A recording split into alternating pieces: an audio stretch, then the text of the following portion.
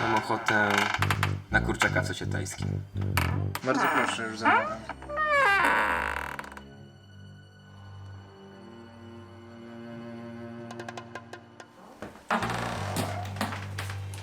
Nie ma jeszcze ochroniarza?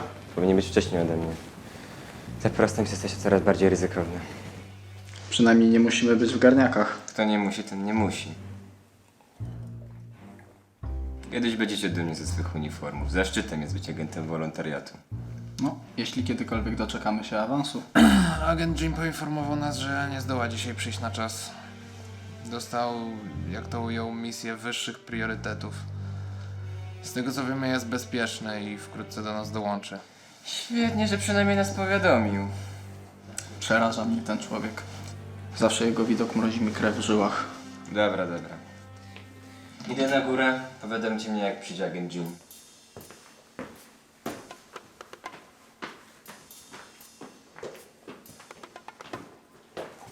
Wiesz, zgłodniałem. Skoro i tak musimy czekać na agenta G, to może byśmy coś zamówili. Wiem, że to jest tylko hasło, ale mam wielką ochotę na kurczaka w sosie tajskim. Znam nawet całkiem niezłą knajpę. To niezbyt ryzykowne? Gdzie tam, chłopie? Mam kartę stałego klienta. Z dostawcą jesteśmy praktycznie kumplami. Wolę wołowinę. Co? Mam złe przeczucia.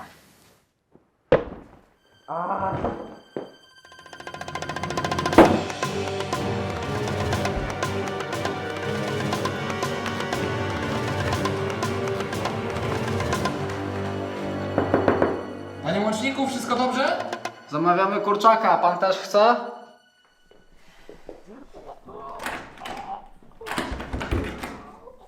Panie łączniku, czemu drzwi są zamknięte? Nie tak było w instrukcjach. Proszę otworzyć.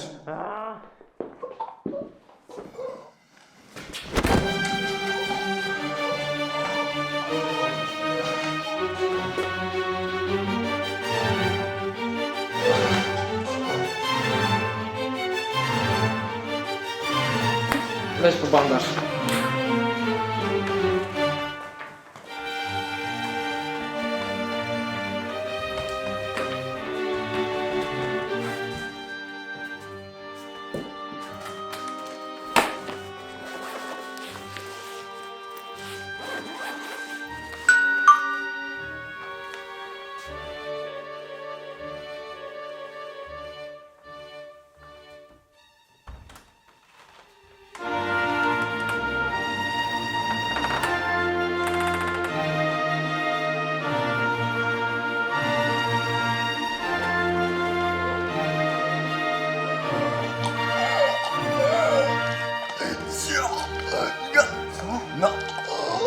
Odsuń się.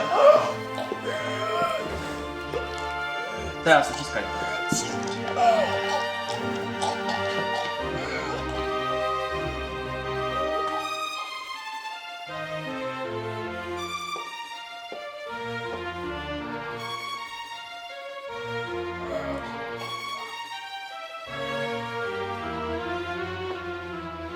Chwila, moment. Gdzie jest teczka?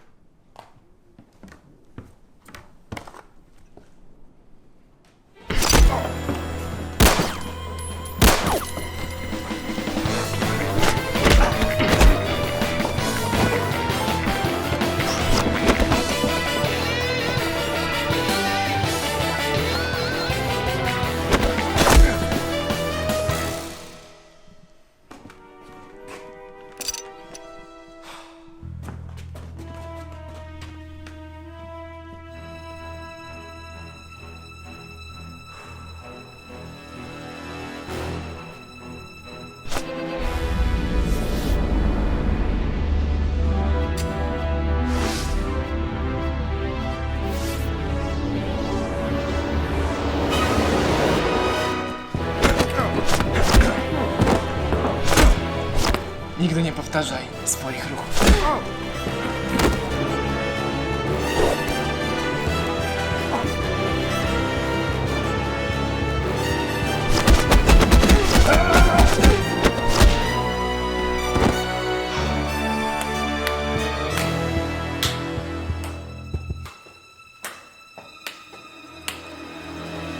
Harry Kane, wolontariusz we własnej osobie.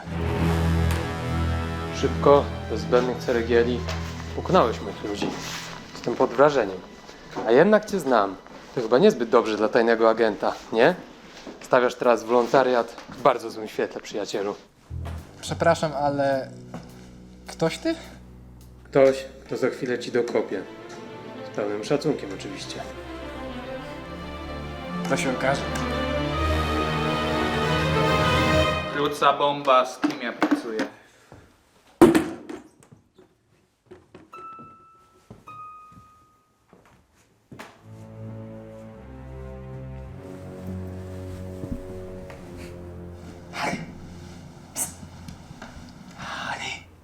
Chyba chcę ci powiedzieć, że jesteś czarodziejem. Słucham? Roman? No pewnie, że Roman. Przepraszam, kto? Roman Sidło, wolontariat. Jestem jego szefem. To wy jesteście w końcu tajną organizacją, czy każdemu się tak luźno przedstawiacie? A została jeszcze jakakolwiek tajna agencja, która nie przestała być tajna? Nie wiem, została? Dobra, ale po co? Co po co? A, nowy styl. Od jakiegoś czasu to przygotowywałem, teraz będę mistrzem przebrania. No dobra, a po jakiego grzyba tu jesteś? Wiesz co, mamy poważny problem. Skradziono tajne dane i zabito łącznika, który miał je przekazać. Sprawa jest pogmatwana, a ty jesteś potrzebny do tej misji. Wiecie, że teraz będę mógł was zdemaskować. Dobrze, a nie mógłbym najpierw dokończyć tej misji? Której? Tej, na której właśnie jestem? Daj spokój, misja nie zając nie ucieknie. Nie jest aż tak ważna, może poczekać. Czuję się obrażony. Nie bój żaby, młody. Dobrze będzie. Luzik arbuzik. Silny jesteś, krzepę masz, młody, przystojny, dasz sobie radę. Daj mi to dokończyć. Pracuję nad tym od blisko miesiąca, już prawie rozpracowałem ten jego gang. Weź przestań. Te dane to sprawa najwyższego priorytetu, a jak tak bardzo ci na tym zależy, to mogę wysłać po niego Johnego i Marka. Takie rodzynki niedobitki to przecież ich działka. No, wiedziałem, że się zgodzisz.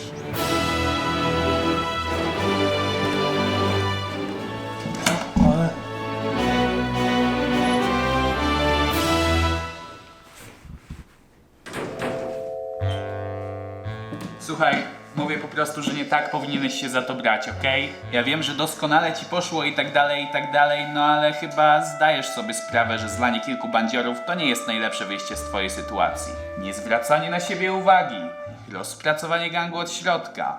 To jest to, tak to robią zawodowcy. A tak poza tym, ten facet miał trochę racji. Nie najlepszy z ciebie tajny agent, jeśli wszyscy w branży wiedzą, kim jesteś. Już? Po prostu trochę się martwię.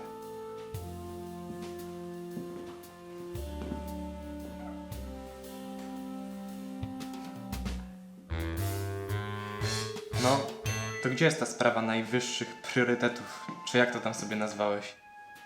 A, już.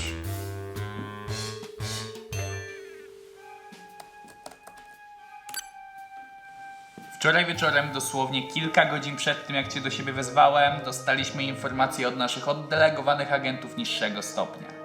Ich zadaniem było pilnowanie noclegu dla łącznika, który miał przekazać bardzo istotne dane do nowego archiwum odciętego od sieci. Więc stwierdziliście, że wysłanie zwykłego gościa załatwi sprawę. Szefostwo stwierdziło, że grunt to anonimowość. Łącznik miał wyznaczonego ochroniarza, a poza tym to nie samotność była przyczyną jego śmierci. Koleś zginął już na miejscu, w którym miał przenocować. Dziwne miejsce, żeby zabić. Co masz na myśli? Dlaczego zabójca? I złodziej? Słucham? No przy okazji nasz Milusiński ukradł też te dane, o które wszystko się rozchodzi. Jeszcze lepiej. Tak czy siak, dlaczego zabójca i złodziej nie wybrał bardziej ustronnego miejsca? Może chciał, żeby zbrodnia rzucała się w oczy. Tylko co chciał ukryć?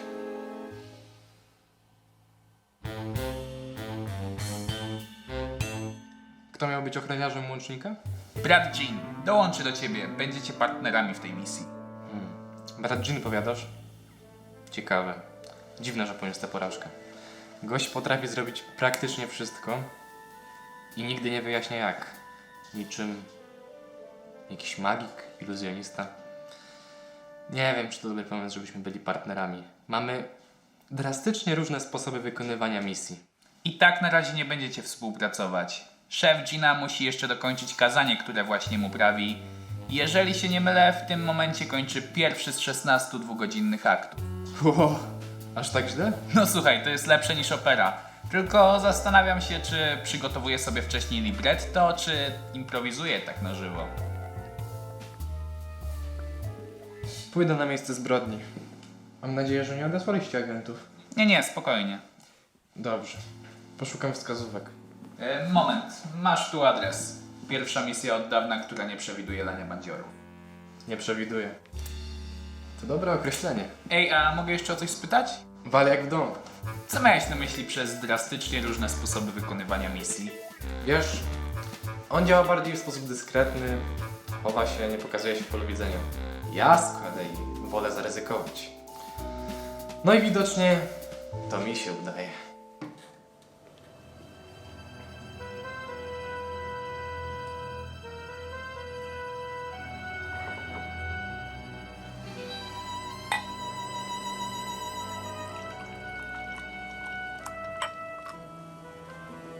Już przyszedł.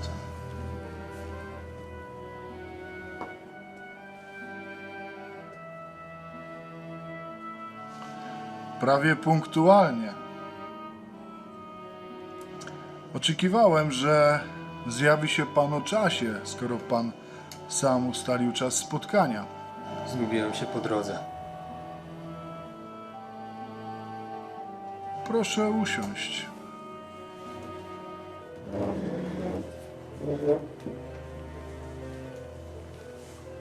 Skoro omówiliśmy już pana trudną wędrówkę tutaj, omówmy teraz, dlaczego pan się jej podjął.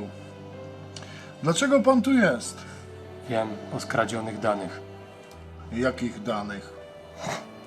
Wiem, kto będzie próbował je odzyskać. Widziałem jego twarz i twarz jego szefa. Mów dalej. To agenci wolontariatu.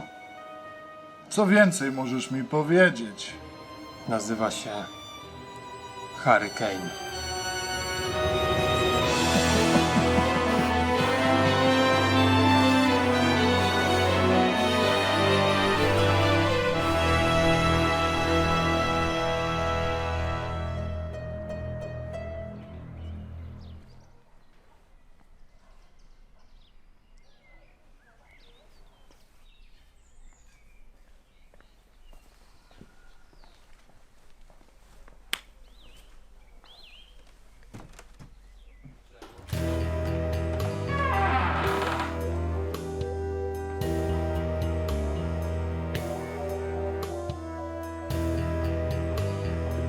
To was oddelegowali? To my, Tom Rider.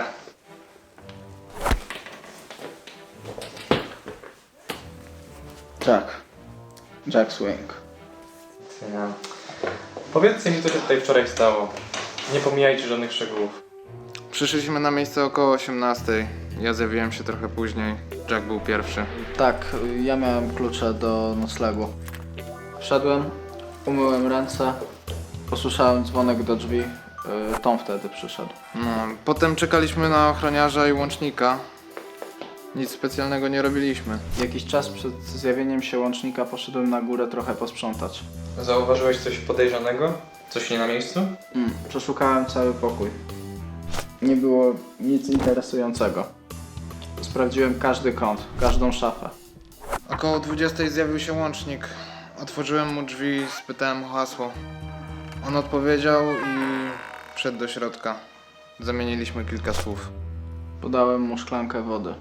A jakie było hasło? Pytanie to było słucham, a odpowiedź brzmiała: mam ochotę na kurczaka w sosie tajskim. Wszystko kończyło się potwierdzeniem. Bardzo proszę, już zamawiam. A łącznik wyglądał na zestresowanego? Denerwował się czymś? Nie, zachowywał na zewnątrz ostrożność. Widziałem, jak sprawdzał, czy nikt go nie śledził. Jak wszedł, to zeszło z niego trochę powietrze i widziałem, że się uspokoił. Poszedł wtedy na górę ze swoją teczką. Naszła mnie wówczas wielka ochota na kurczaka w sosie tajskim. Chciałem zamówić, ale Ale usłyszeliśmy coś z góry. Gdzie wtedy byliście? ja byłem tam, on stał pod oknem. Co dokładnie usłyszeliście? Szczegółowo i po kolei.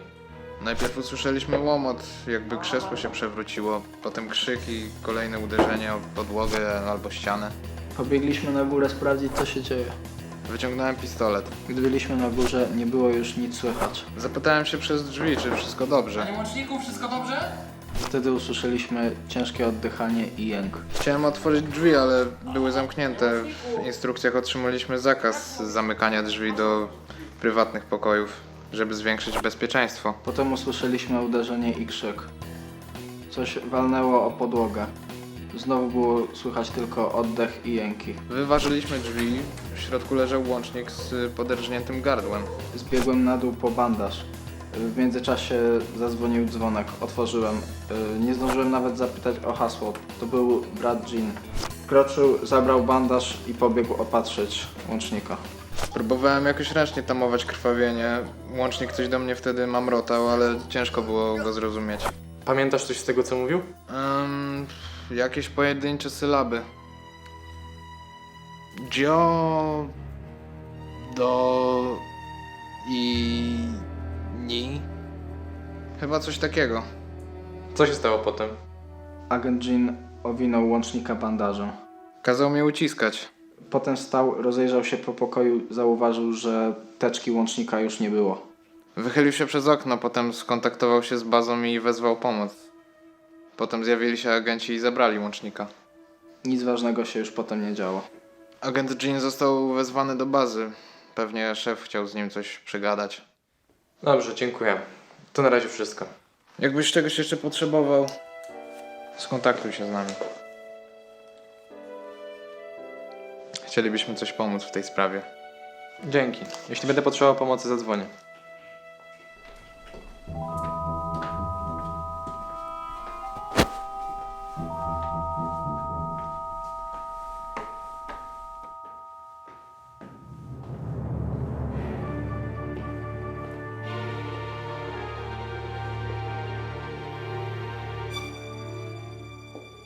Nie zaznaczyliście taśmą miejsca zgonu? Zgon nastąpił w czasie transportu do szpitala. Łącznik zginął z powodu utraty krwi. Jednak resztę rzeczy spokojnie ruszaliśmy. Gdzie ukrył się napastnik? Przeszukałem cały pokój. Sprawdziłem każdy kąt, każdą szafę. Zjawił się później. Tylko jak znacznie później. Wychylił się przez okno, potem skontaktował się z bazą i wezwał pomoc. Okno było otwarte.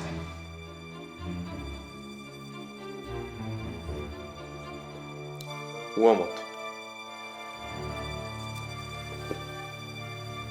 Twardo wylądował.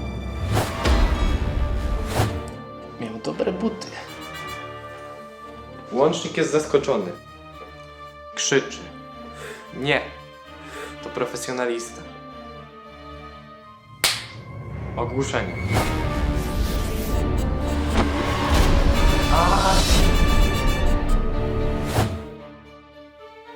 Napastnik zamyka drzwi.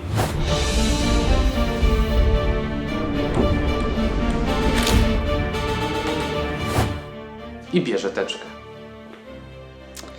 Pewnie chciał ją otworzyć. Mniej więcej wtedy z dołu przychodzą agenci. A napastnik potrzebuje hasła do teczki. Wtedy usłyszeliśmy ciężkie oddychanie i jęk. Łącznik nie chce wyjawić hasła. W tym momencie agenci próbują otworzyć drzwi. Napastnik ma mało czasu. Rzuca nim słup. Wyciąga nóż. On krzyczy. Podrażnięcie gardła i upada.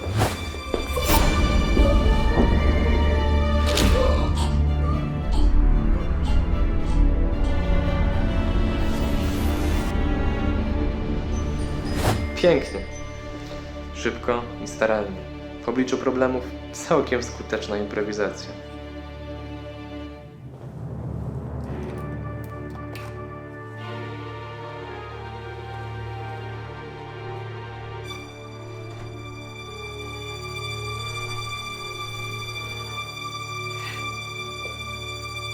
Tylko jak to możliwe?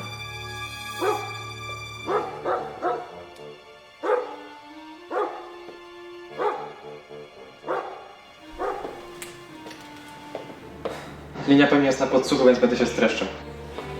Wiem, kto zabił naszego łącznika.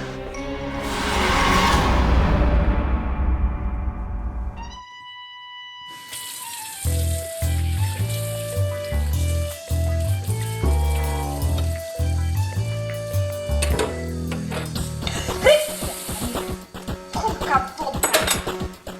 Chwila, moment, no!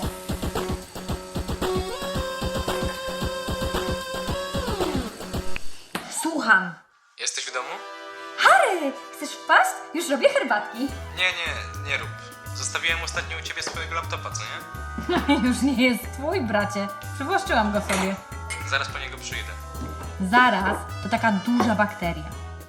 Ty, a wiesz co? Może zagramy o niego w karty? Ty przegrywasz wszystko w karty. Co ty mówisz? Przecież ja nie umiem grać w karty. Dlatego przegrywasz. Za chwilę będę. Herbatka już czeka. Nie wypiję jej. Będzie więcej dla mnie. Otwarte, chodź!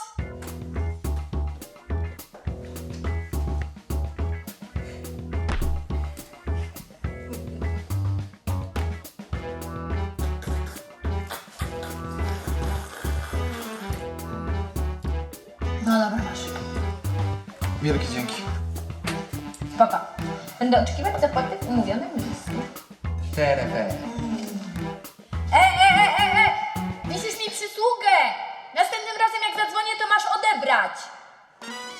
Jasna sprawa. Bingo miniskanckie to brzmi jak nielegalne wyścigi w Las Vegas. Nie, mówisz, naprawdę niesamowita sprawa. Kto to jest? Jak zadzwoniłeś do mnie z informacją o naszym zabójcy, to pomyślałem, że przyda nam się jeszcze jedna osoba do drużyny. Mark Knight, do usług. Kamień, nożyce. Przyjechałeś.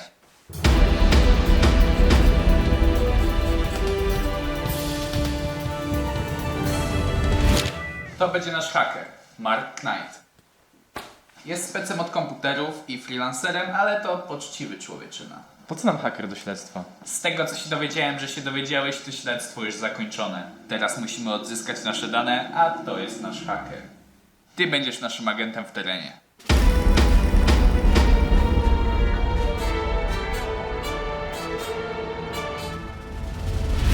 Co ty w ogóle... Ja będę głową tej operacji.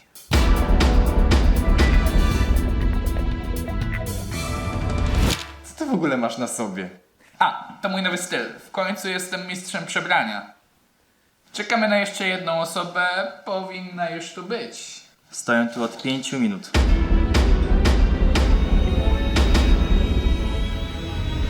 Chris Stepanie. Mów mi, agent Jean. No to jesteśmy w komplecie.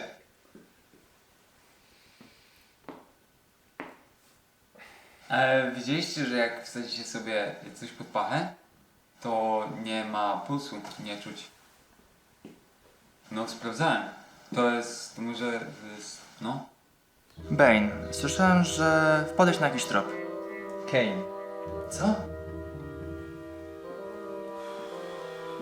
Tak, byłem na miejscu zbrodni. Ustaliłem sobie mniej więcej plan wydarzeń i co się stało w pokoju łącznika. Wow. Jak to robiłeś? Obserwacja i łączenie faktów na podstawie zeznań świadków. Przy oknie znalazłem też coś ważnego. Nie byłem pewien, więc musiałem wziąć swojego laptopa. Przeoczyłem coś? Nie dziwne, że przeoczyłeś. Czarny kawałek materiału, najprawdopodobniej ze stroju napastnika. Tak. Znajdował się na nim ten wzór. Nie. A co to w ogóle jest? Don Giovanni.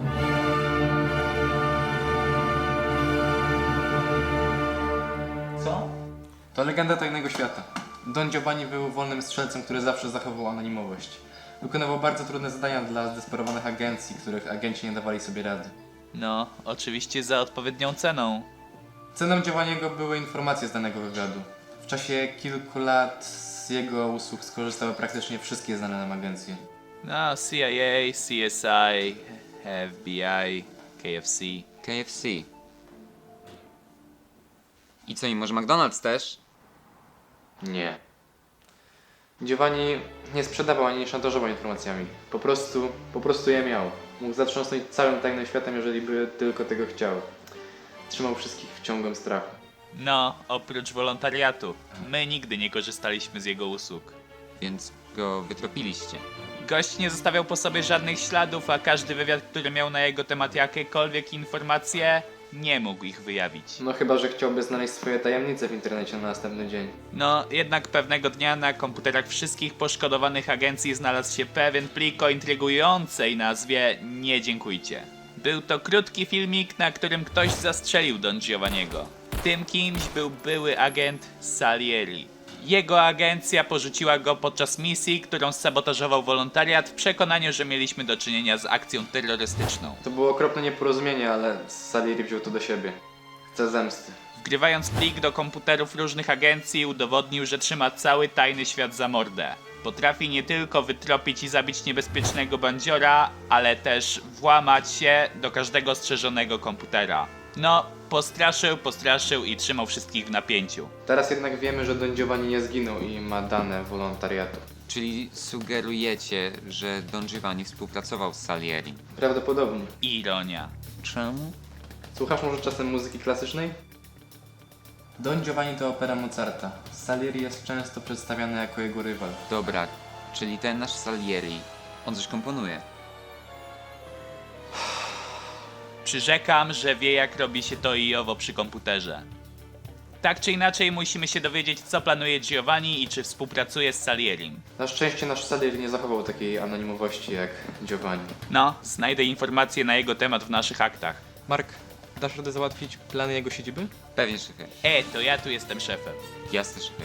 Rozumiem, że chcesz wparować do środka bez zbędnych cyrgieli, najpierw strzelać, a potem pytać. Nie, to jest delikatna sprawa. Krecia robota, co? To ja lubię. Dobra, zbieramy się.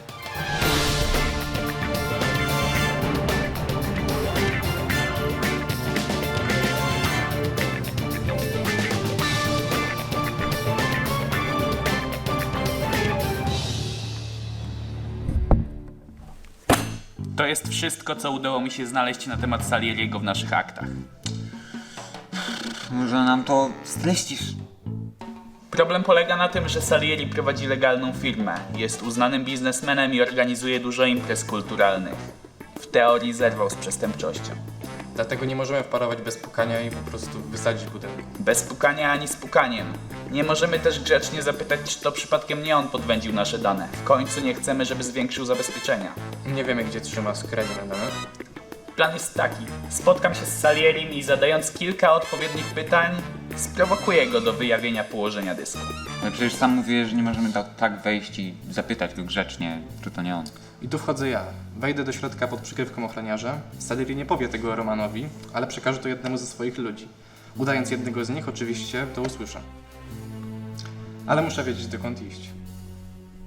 Załatwiłem plany budynku. Strasznie dużo korytarzy i pokoi. Już będę wiedział, gdzie są dane, to cię poprowadzę.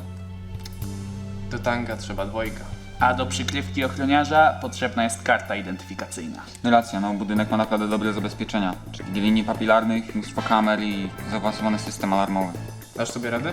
Pewnie. Brat, ty załatwisz kartę ID dla Harego. Przed drzwiami stoi maksymalnie jeden ochroniarz. To on pilnuje, kto wchodzi i kto wychodzi z budynku. Każdej nocy zamyka siedzibę za pomocą swojej karty. Ostatnią i pierwszą zmianę ma ten sam ochroniarz, więc trzeba będzie mu tę kartę oddać. Biedaczyna. A jakie będzie moje zadanie podczas misji? Harry nie wyjdzie z danymi w kieszeni. Ochroniarz przy wyjściu sprawdza, co wszyscy wnoszą i wynoszą. Podam ci dane przez okno. Do roboty.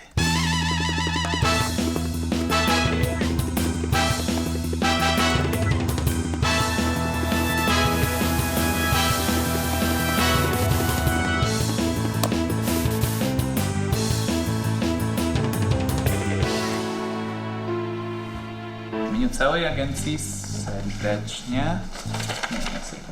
serdecznie dziękuję. W imieniu całej agencji serdecznie dziękuję.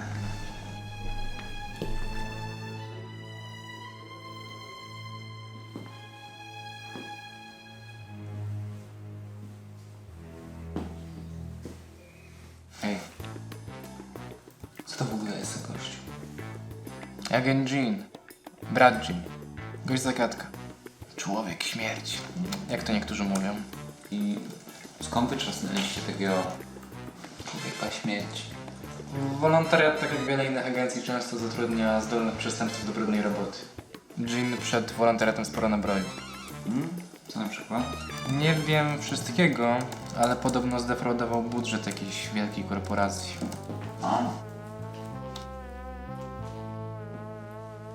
Mówi się, że dziura ozonowa nad Niceą to też jego sprawka. Nie, chodź.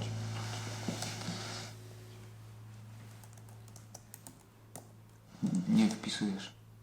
Czego nie wpisuję? Tu na górze w pasku. A, sorry. Tu jeszcze kliknij tu. Uzbrojony jedynie w wypisany długopis, obrabowałem spory bank. Nie, w to akurat nie uwierzę. To sprawdź jak to. Było to podczas mojej pracy w wolontariacie. Po co musiałeś obrabować bank dla tajnej agencji? Ściśle tajne.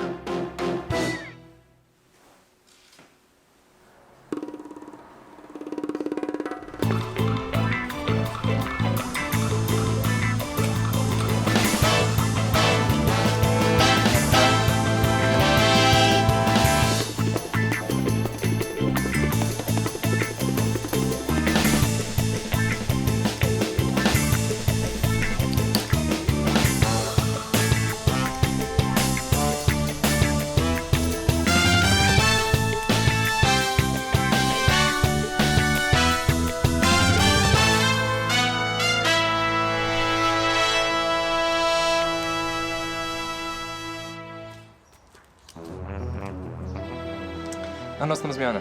Sorry za spóźnienie. Nie spóźniłeś się? Tak?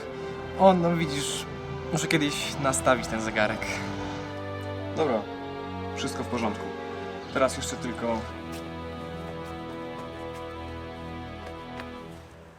Jesteś czysty. Nie znam cię. Jestem nowy. Jestem nowy? Proszę cię, zachowałeś się jak kompletny amator w tym momencie. No, a masz inny powód, żeby mnie nie znał? No, święta prawda. Czasem najprostszy sposób jest najlepszym sposobem. Niepotrzebnie ryzykujemy. Mogłeś się przygotować, Larry. Harry, kto nie ryzykuje, ten nie pije szampana. Karta za to zadziałała bez problemu. Spisałeś się. Dlatego wzięli mnie, a nie ciebie. Wiesz co, ja ci daję koszyk oliwek. Ty mi plujesz mi w twarz. Dobra panowie, skończmy te dywagacje na kolację i skupmy się. Brat, jesteś na miejscu? Zająłem pozycję. Dobrze. Harry? Jeszcze chwila. Jeśli się nie mylę, to Salieri przyjmuje swoich gości w pokoju na prawo. Tutaj. A co, jeśli się mylisz? Cóż, jeśli coś nie pójdzie zgodnie z planem, to będę gotów. Bardzo pokrzepiające. Dobra panowie, wchodzę. Dobry wieczór. Zapraszam w moje skromne progi. Przepraszam za takie najście, ale to naprawdę sprawa niecierpiąca zwłoki. Nie, oczywiście. Od kiedy skończyłem ze swoim kryminalnym życiem, chcę współpracować z władzami nie jak tylko mogę. Chcę być przykładnym obywatelem. Gościu łże jak znów. W imieniu całej agencji serdecznie dziękuję. To śmieszne, bo ma pseudonim Salieri. Czyżbyś wygooglował, kim był Salieri? No, żebyś wiedział.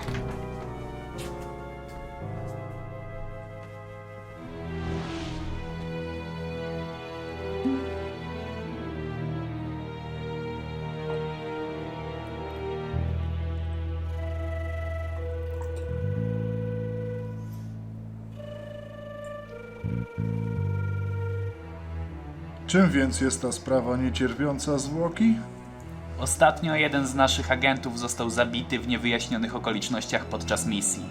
Nie mamy żadnych tropów, więc postanowiliśmy zapytać pana.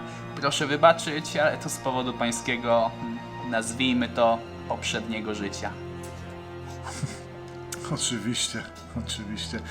Niestety nie mogę pomóc w tej sprawie. Chciałem zerwać z przeszłością. No to wiązało się z zerwaniem kontaktów ze wszystkimi moimi współpracownikami. No, zadeklarowałem koniec współpracy, a oni zakończyli współpracę ze mną. Przepraszam najmocniej. No cóż, to zrozumiałe. No niemniej jednak dziękuję za przyjęcie.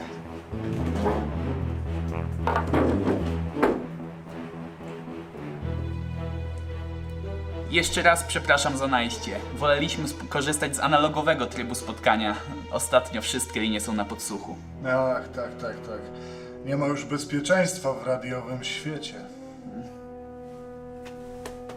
Odprowadzę pana do wyjścia. Nie trzeba, znam drogę.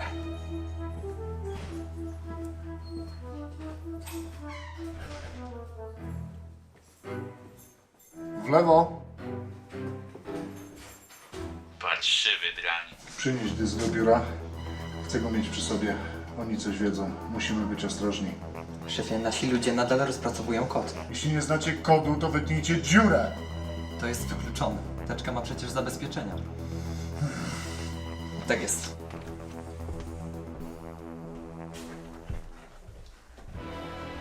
Słyszałeś to? Głośno i wyraźnie. To prowadź. Tango.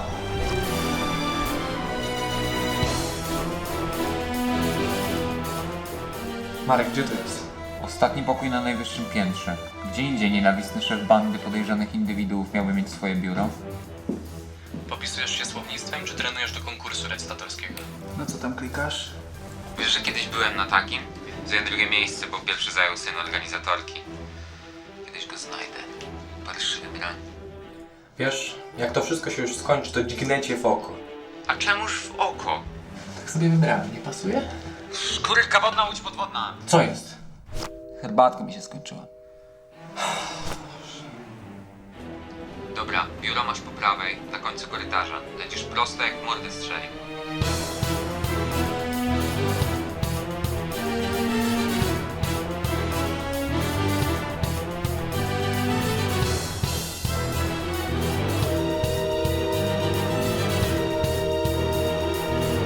Zakłócam kamery.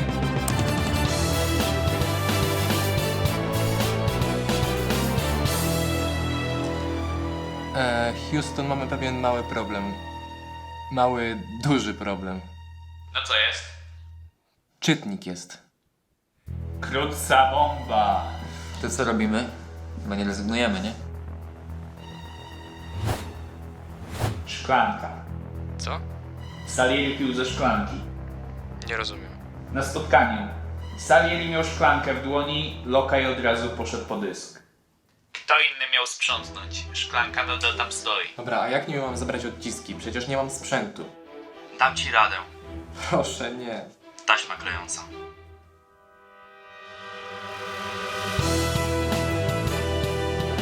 Sasza. Macie taśmę? Co? Klejącą. A, jasne. Dzięki. Tylko oddaj.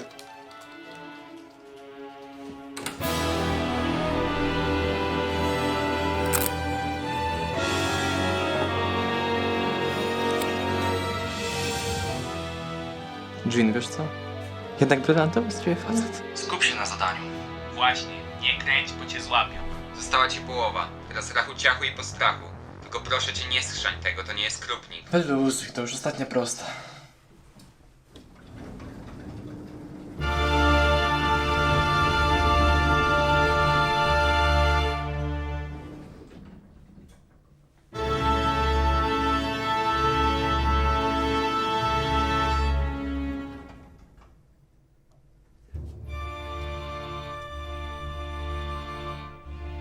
Harry, jesteś już?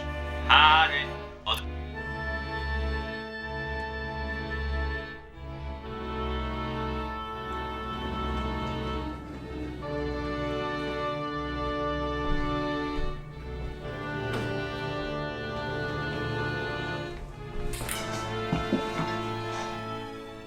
Krótca bomba Harry, odbiór. Tak, jestem.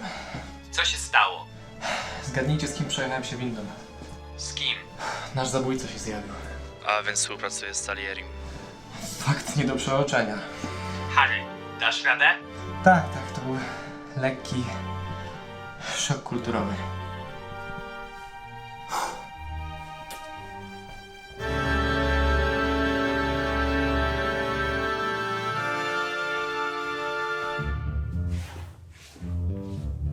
Proszę.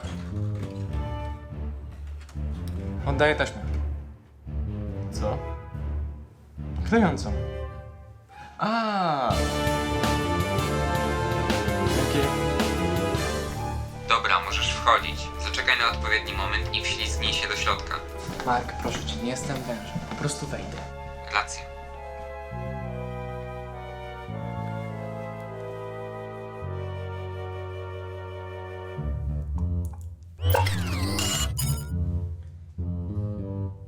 Wchodzę.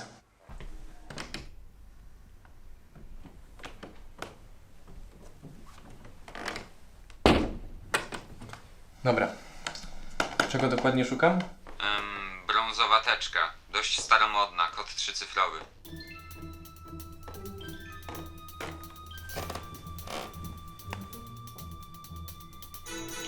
A która to będzie? Co która? Są dwie. Takie same? Identyczne. Może sprawdź, czy którąś da się otworzyć. Dobry pomysł. Zamknięta.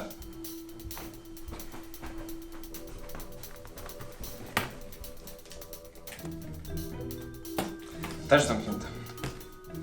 Co teraz? Będziesz musiał złamać kod. Nie ma na to czasu. Wtedy mógłbyś ukraść sam dysk. Nikt by się nie zorientował, dopóki nie otworzyliby tej teczki. No dobra. Może być tyle kombinacji. 1000. 1000 kombinacji. Skąd wiesz? Kodem może być każda liczba 3-cyfrowa od 000, czyli po prostu 0 do 999. To dokładnie 1000 kombinacji. Prosta matematyka. Jakim cudem tego nie wiesz? No jeju, po prostu nie pomyślałem. Panowie, możecie się powściągnąć w tym pytlowaniu notorycznym? Ja tu pracuję. Próbuję tylko wyjaśnić prostą ideę matematyczną temu tutaj. Naprawdę, czemu na to nie wpadłeś? Zamknij się, bo mnie stresujesz. Ej, a dlaczego brat się nie odzywa? Brat? Tak? Dlaczego się nie odzywasz? Po prostu czekam na swoją kolej w misji. A poza tym ludzie przechodzili. Nie chciałem rozmawiać z samym sobą. To wyciągnij telefon i udawaj, że dzwonisz. Nie wziąłem. No panowie, proszę was. A, sorki. Harry? No trochę kultury, mordę jeża, no. Harry, drogowcy zaskoczyli zimę. Salieri się do ciebie zbliża, zaraz wejdzie do biura.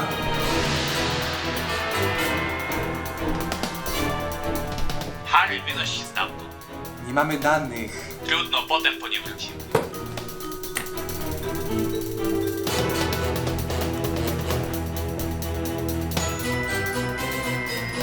Nie, nie teraz.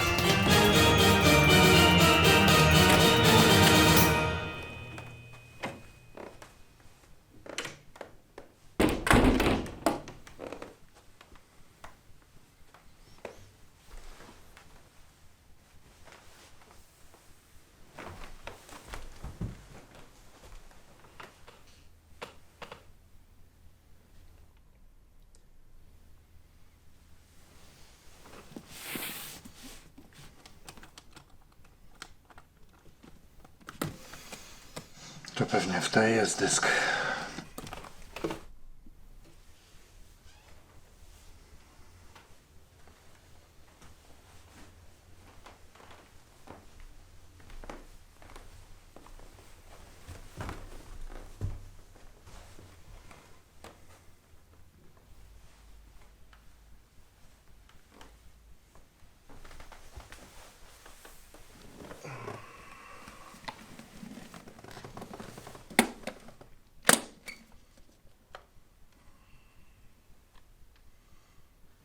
Możesz jakoś wyciągnąć stamtąd Salieriego? Czekaj. Jesteś. Rozmowny jak zawsze. Wejdź.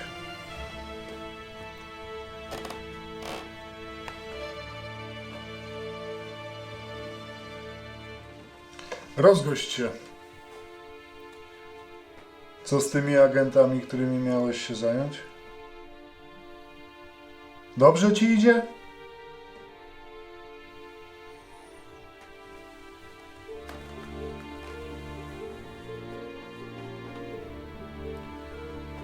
Nie mogą nam przeszkodzić.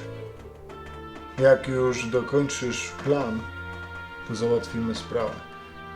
Tajny świat stanie w płomieniach.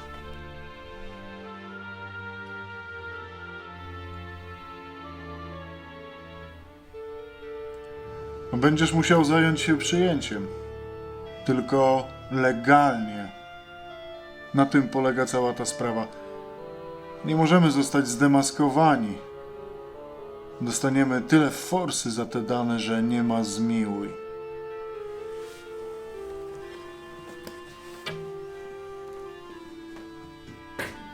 I że te wszystkie FBI-e, CBS-ie, IMF-y myślą, że są bezpieczne.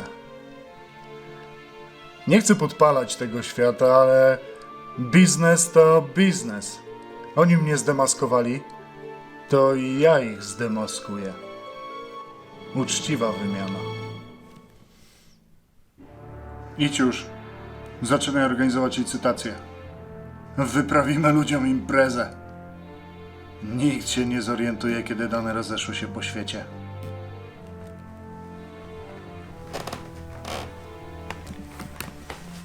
Tylko nie próbuj niczego.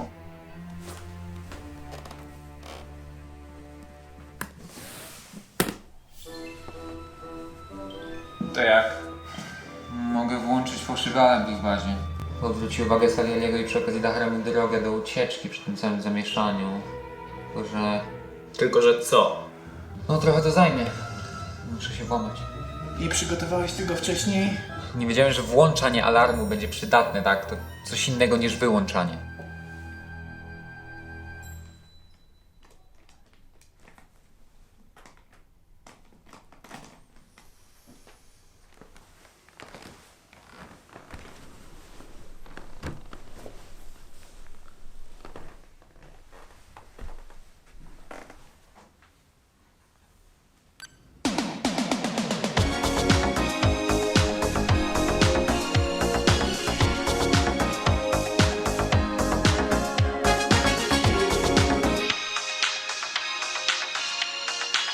I hakuj.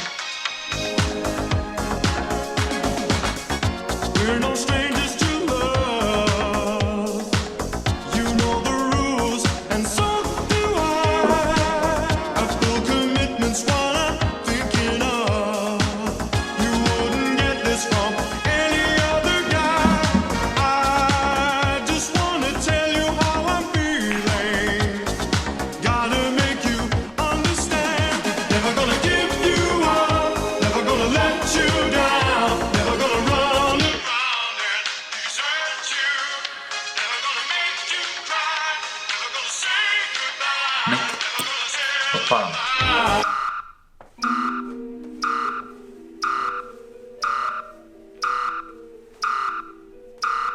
Halo? Co się tam u was dzieje? O co to cała burza w nocniku?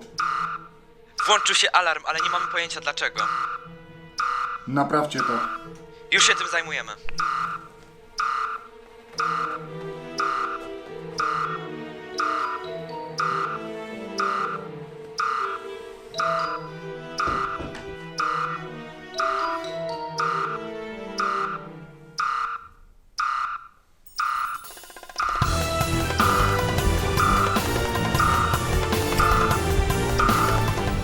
Harry, wszystko gra? Tak, koncertowo. Masz teczkę? Ano, lata gry na saksofonie wreszcie się opłaciły. Co to w ogóle ma znaczyć? Do interpretacji własnej. Dobrze, idź do Brada i przekaż mu teczkę. Się robi, szefie. Operacja okazała się o wiele mniej skomplikowana niż myślałem. Naprawdę? Dla mnie stopień komplikacji jest dość wysoki. Która godzina? 22 się zbliża? Jestem głodny. Ty zawsze jesteś głodny. Ale wcześniej na to nie narzekałem. No, wcześniej miałeś banana.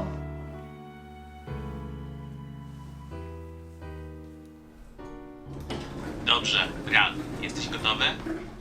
Zwarty i gotowy już od jakiejś godziny, jeśli nie dłużej.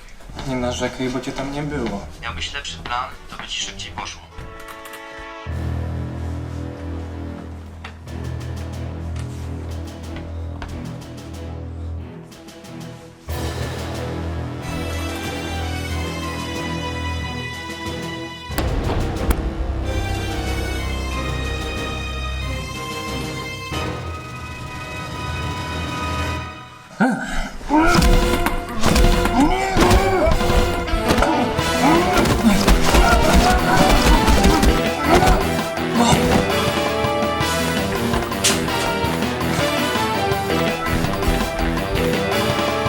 Co jest? Znalazłem intruza. Próbował ukraść to. Co to jest? To wasze cenne dane. Skąd wiesz, że to intruz? No? Który pierwszy? To Harry Kane. Ten Harry Kane? Przed chwilą mi poprzedni szef poszedł siedzieć. Szukałem pracy przez ponad rok. Panowie, to jest jakieś jedno wielkie nieporozumienie. Harry Kane rozpracował gang, do którego należałem. Nie, co? Wiesz, Patryków jest wiele, a nie jednemu subórek. Byłem bezdomny przez pół roku. Nie pozwól, żeby to dostał. Się robi, kierowniku. No nie.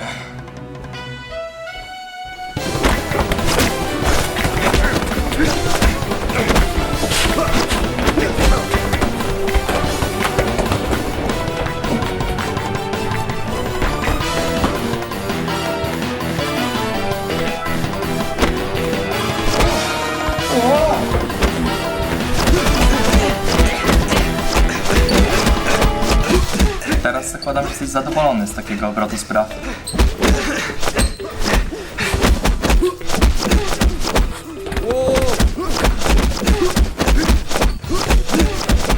Mogłeś pomóc. Świetnie sobie radziłeś. Uważasz, że to śmieszne? No na pewno nie smutne. Skąd ty to w ogóle wziąłeś? Szedłem przez okno. Aha.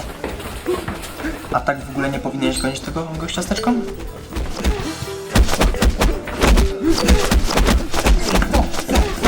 Gdzie on jest? Może poszedł na zakupy, może gra w tenisa. Któż to wie?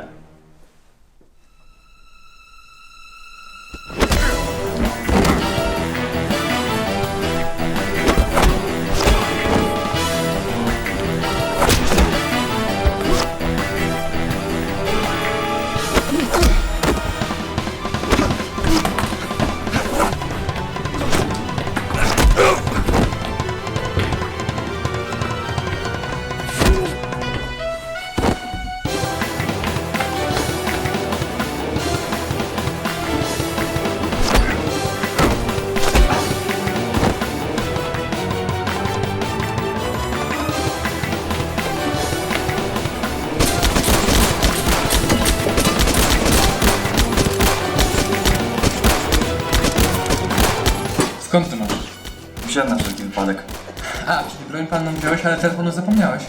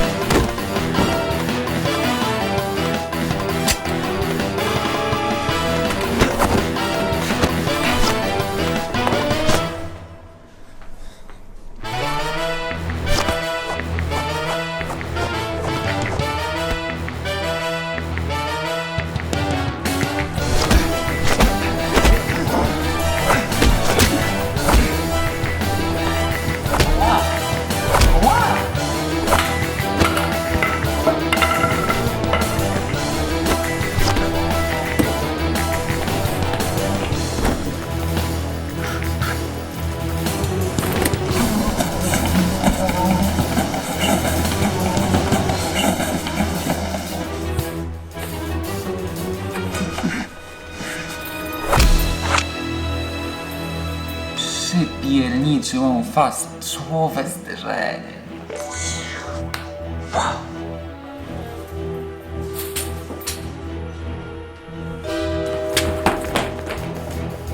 No to teraz się zaczną niezłe konfitury. Chyba czas na nas. Trudno się nie zgodzić.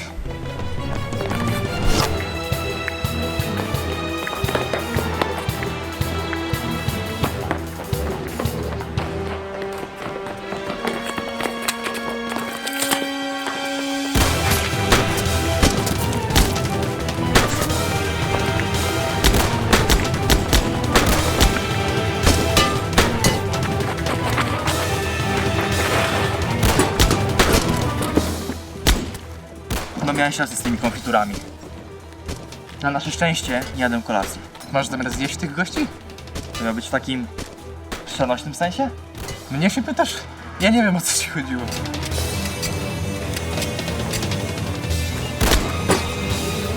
Nie bądź w takiej gorącej wodzie kąpany. Uspokój się. Daj sobie czas na medytację. Wiesz, trzeba coś z nimi zrobić, bo sprawa przybiera zdecydowanie nieprzyjemny obrót. Głupcy spieszą tam, gdzie anioły nie stąpają. Co? Jeszcze mógłbyś się przydać, więc byłby naprawdę niesamowicie, jakbyś nie dał się zabić.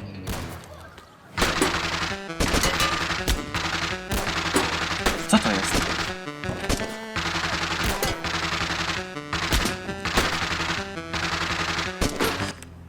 Halo? Hej brat, jesteś zajęty? Nie, ani trochę. Co to za dźwięki? A nic, gramy sobie z chłopakami w Call of Duty. Ej, a mogą być tak trochę ciszej, bo ja cię ledwo słyszę. Chłopaki, pół tonu ciszej proszę, rozmawiam przez telefon. Dziękuję. Czy on właśnie rozmawia przez telefon? Tak, rozmawiam przez telefon. Już mogę? Jasne. O co chodzi? Chcę, żebyś rozwiązał dla mnie pewien problem. Jasne. Kogo zabić? Ale jesteś śmieszny. Pilot mi nie działa. Wymieniłam nawet baterię i nadal nic. No to zagwozdka. Serio, panowie? Street Fightera teraz? To co myślisz z tym pilotem? A na pewno dobrze włożyłaś baterię? Poczekaj.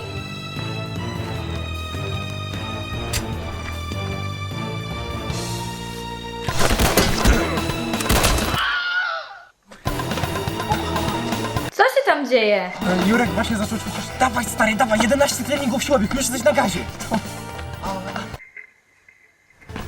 No, może gaz to nieodpowiednie słowo, ale jesteś w formie. Nie najlepszej, ale jakieś na pewno? Jesteś pewien, że nie przeszkadzam? Nie, skądże? To jak z tymi bateriami? I jak? Faktycznie chyba były źle włożone. Nie pomyślałam o tym. Dzięki. Nie ma sprawy. U mnie cienko z amunicją. A, dostałem! Nie, jednak nie. A, jednak tak! Nie potrafisz wyczuć po bazę? Nie liczysz nabojów? Nie, nigdy się nie nauczyłem. Odciągnę ich, ty uciekniesz z danymi, tak będzie najlepiej. A czym będziesz do nich strzelać? Urokiem osobistym. Zero amunicji. Zero problemów.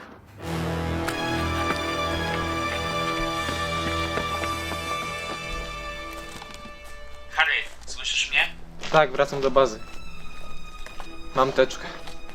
Świetnie, czekamy z Markiem w bazie. Widzimy się z...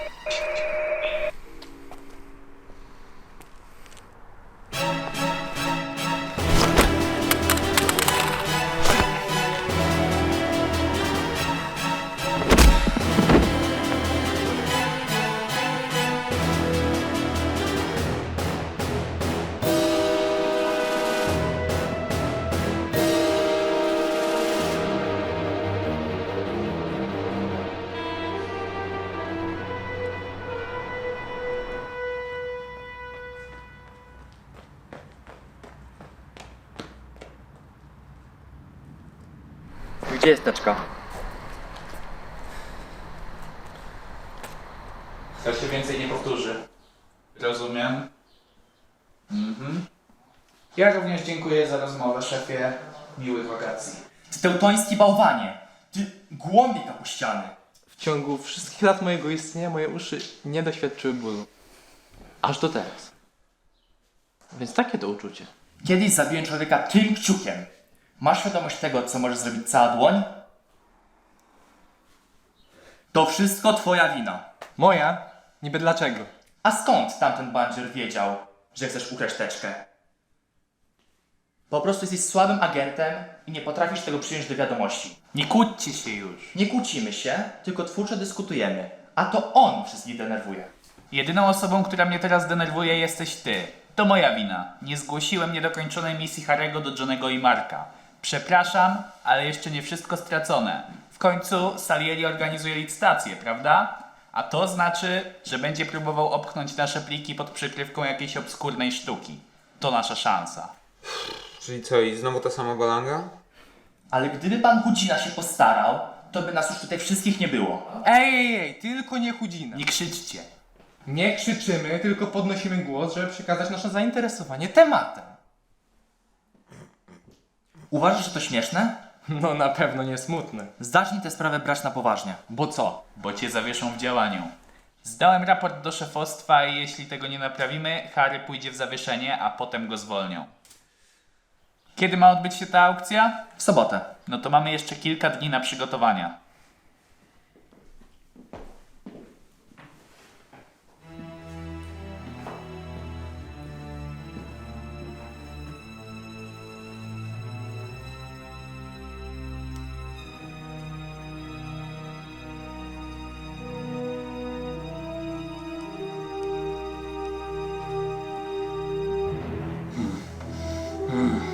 Muszę coś wymyślić.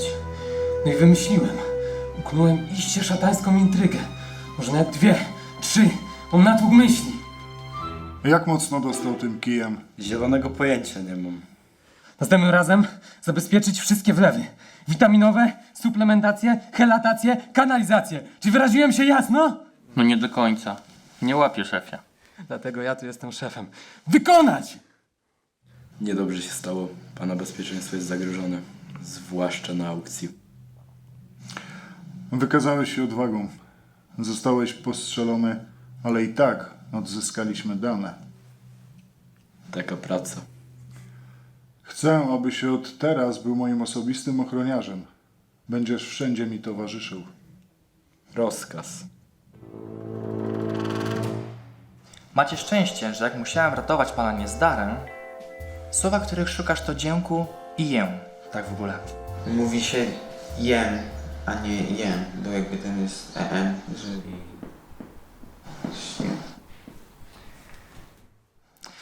Więc tak jak mówiłem, kiedy ratowałem Harry'ego, to po drodze znalazłem plany do imprezy Salieriego. Aukcja będzie kameralna. Wejście do budynku nie powinno sprawić problemu. Trudności jednak sprawi wejście na salę, w której odbędzie się aukcja. Tam będą dane ukryte przy licytacji? Nie. W planach jest notka, że będą one w magazynie z ochroną. Na samej sali będą wyświetlane tylko zdjęcia z przedmiotami.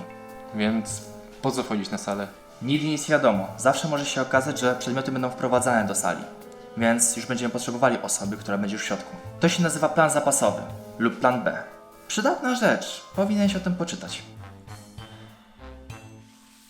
Zaproszenia są imienne. No i nie ma listy gości, a Salieri może znać ich wszystkich. No a tak poza tym to skąd skołujemy zaproszenia? Przecież nie mamy czasu ich sfałszować. Znam pewną osobę, która będzie na aukcji. To pewna bogata kobieta. Bożena Ruto. Szatany, lepiej podpalmy tę budę. Wiem, że jest bardzo prywatną osobą. Prawdopodobnie nikt od Salieriego jej nigdy nie widział, a także zjawia się zawsze ze swoim lokajem. No, trzeba będzie ich usunąć na czas licytacji. I zdobyć ich zaproszenie. No, chyba wszyscy będą musieli być w terenie. Słuchajcie, nie pracowałem nigdy w terenie, ale jeśli chcecie, to mogę płynąć tą rzeką. Jaką jest życie. Ty będziesz lokajem. No, rzeka płynie szybciej niż myślałem. A czekaj, co, że ja lokajem? Ja?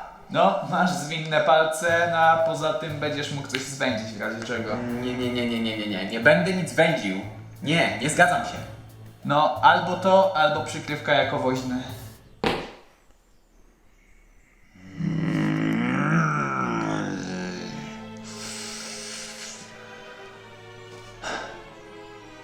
Dobra.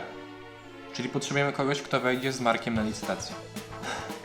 Wolontariat nas odciął, nie chce nam dać żadnego funduszu ani wsparcia w tej akcji. No, szefuncio dosłownie powiedział mi, musicie wypić to piwo, którego sobie nalaliście. Mówi się naważyliście. Nie chciałem go poprawiać. Okej, czyli musi to być dziewczyna, najlepiej którą znamy i której ufamy. Ktoś, kto będzie miał dużo czasu na to całe przedsięwzięcie, także pewnie będziemy musieli ją namówić. A z kim ty ostatnio rozmawiałeś przez telefon? Harry?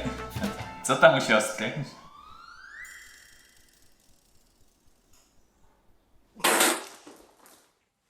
Jesteś tajnym agentem? Niektórzy by dyskutowali. I narażasz się codziennie na jakieś niebezpieczeństwo? Może nie codziennie, ale tak 2, nie, 3, 4 razy w ciągu miesiąca. A nie, to spoko. Serio? Nie, oczywiście, że nie. Dlaczego ty mi nie powiedziałeś? Nie byłbym wtedy przecież tajnym agentem, czyż nie? Nie no, ty mi plątasz jakiś spisek, a ja się daję. Czemu ja się daję? To pomożesz? Nie, zapomnij, ja w to nie wchodzę. Nie wiem, tatę namów albo coś.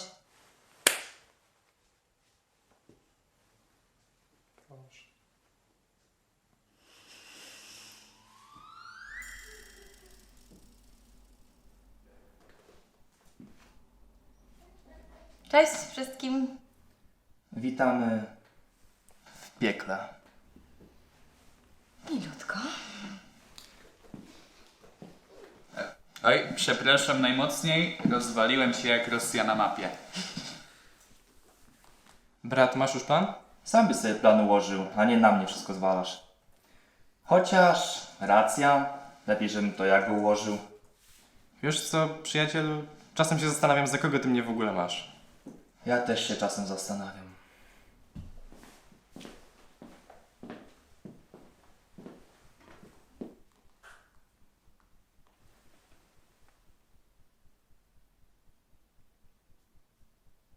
To ja może herbatki zaparzę.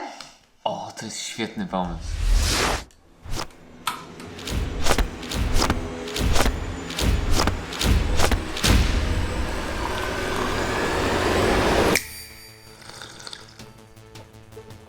Twoja herbatka jak zwykle świetnie zaparzona. Dobra, do konkretów. Ja i Harry wyjdziemy pod przykrywką i będziemy się modlić, że teraz go nikt nie rozpozna. A o siebie się nie martwisz? Ja jednak jestem trochę ostrożniejszy. Potem do gry wejdzie siostra Harry'ego i Mark pod przykrywką gości. Mamy się stresować. Tak, damy wam zaproszenia imienne, które to skradniemy pewnej kobiecie, której pozbędziemy się na czas trwania aukcji, na którą chcemy się dostać, by odzyskać wcześniej skradzione dane, które pierwotnie należały do wolontariatu. Musimy podrobić tylko dowód, o który pewnie zapytają. Następnie my z Harrym pójdziemy do magazynu po dane, a wy będziecie czuwać na sali w razie zmiany planów. W międzyczasie Roman z naszą pomocą wyłączy system kamer, będąc pod przykrywką woźnego. Mówi się konserwator powierzchni płaskich. Jeden pies. Aczkolwiek jakby uważamy, że to ja powinienem zająć się hakowaniem, a Roman wejść pod przykrywką lokaja. No takie jest nasze zdanie. Nasze zdanie? Nie. Ustaliliśmy, że to ty będziesz lokajem, bo to ty masz zwinne palce. Co to jest? Jakie państwo traktuje w tak okrutny sposób własnych obywateli? Ja lokajem, nie. Za mało mi płacicie za tą robotę. Jak dobrze pójdzie, to oddam ci ze swoich.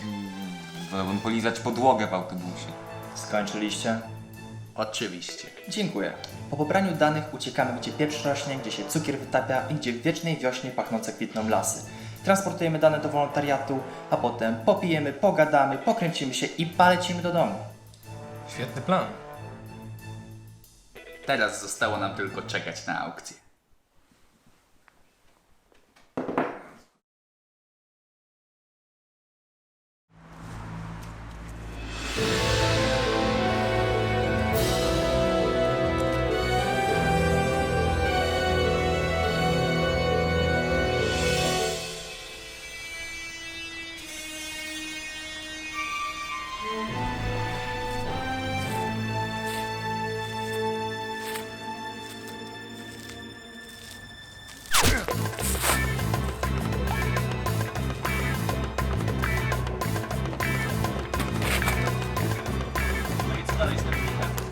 zasadził się na tego złodziejca, nie? Zasadził się? Tak, zasadził się, bo zdenerwowało, że ciągle mu zabiera 3 marchewki. No nieźle.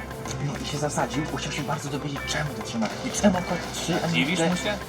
te wszystkie, które miał, nie? No i tak się szykował na niego i nagle patrzy, złodziej i biegnie za nim, Hej! biegnie. Stand-uper, chodź. Zbieramy się.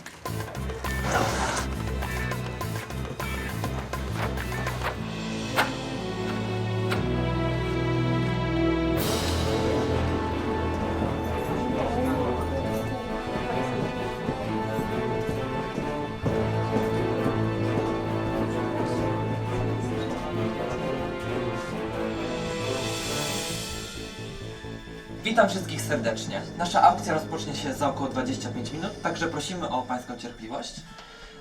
O Pańskie zaproszenia będę prosił, kiedy będziecie już wchodzić do sali.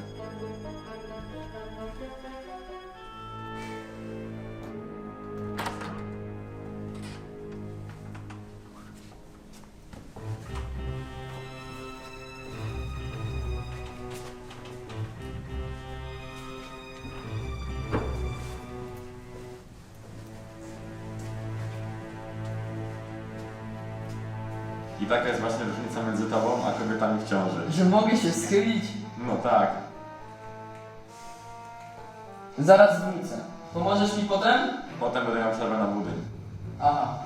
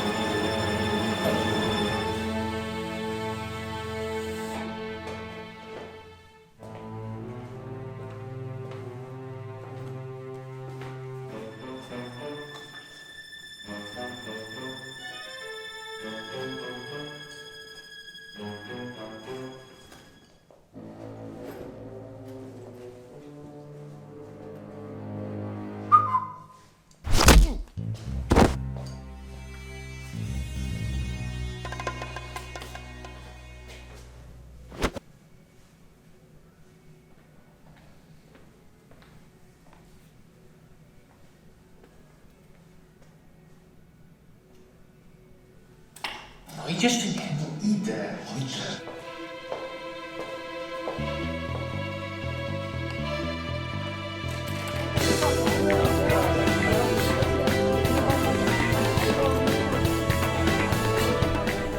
Piszemy gdzieś? Tak.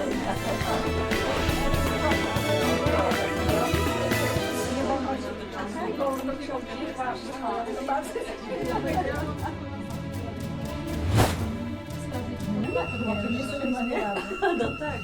Proszę dowodzik.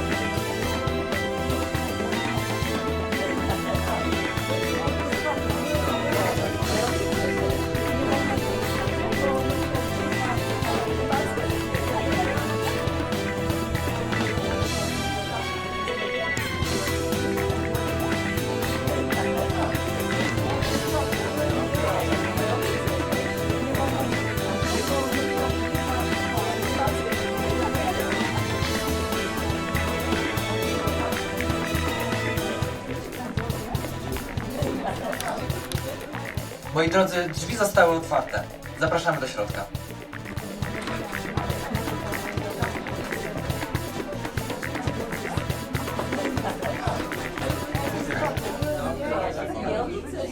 Zapraszam.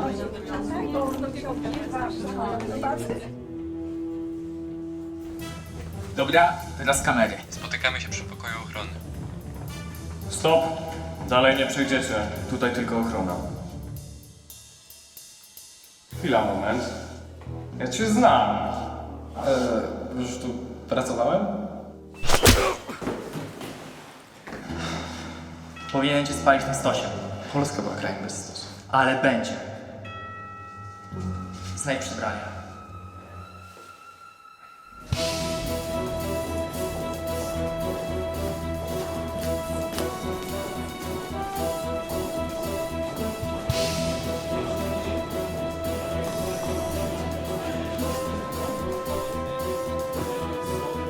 Proszę Państwa, jeszcze o chwilę cierpliwości. Aukcja wkrótce się zacznie, a teraz zapraszam do wysłuchania muzyki na żywo. Dziękuję.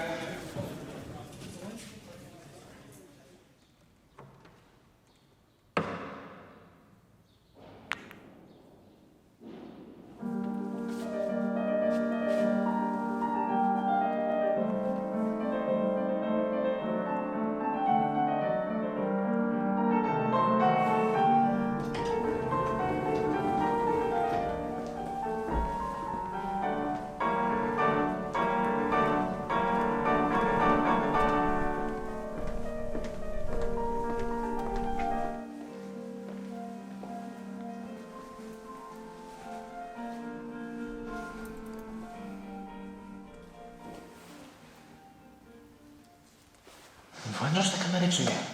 Zdalnie? Pewnie, że zdalnie.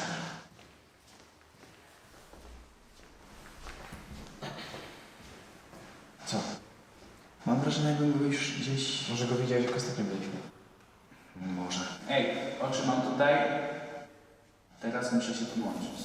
Jak to musisz się podłączyć? Tak to, a po jakiego grzyba niby jesteście mi tu potrzebni? Inaczej sam bym dał sobie radę, co? Akurat mi się tu przytrafia. Przecież nic nie zrobiłem, niczym nie zawiniłem.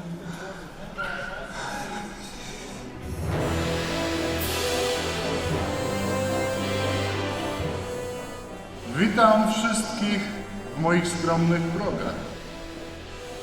Wybaczcie spóźnienie, ale mój grafik jest niebywale napięty. Bocian wylądował.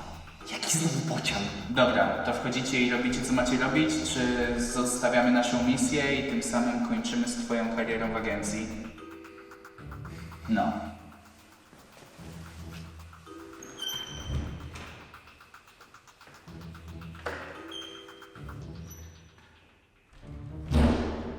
Bardzo dziękuję wszystkim za przybycie. Wiem, że musieliście się postarać, aby tutaj dotrzeć, ale dziękuję za zaufanie. Na pewno będzie warto. A teraz zacznijmy licytację.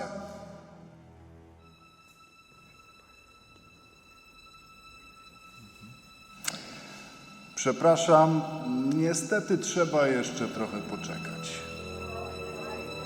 Co to za opóźnienia?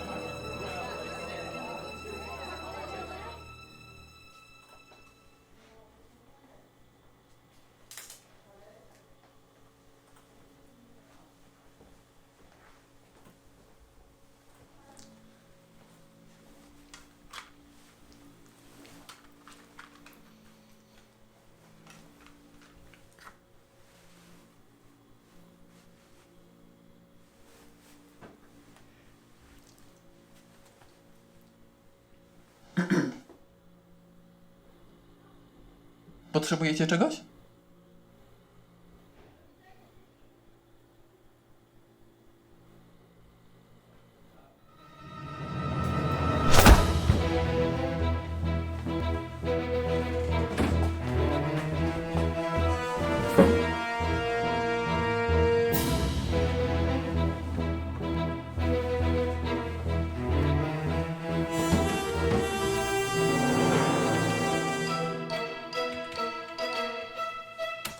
Teraz do magazynu.